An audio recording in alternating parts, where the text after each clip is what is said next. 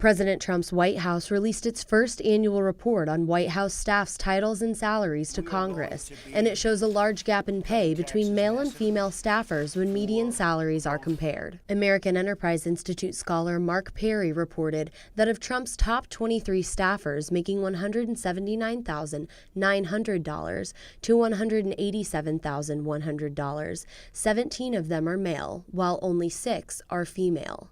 Or 73.9% of Trump's highest-level staffers are male.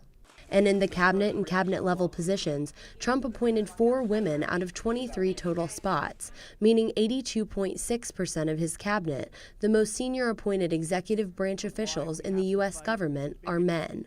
Like the average woman to become more interested in politics, more participating more in politics, and be more informed in politics.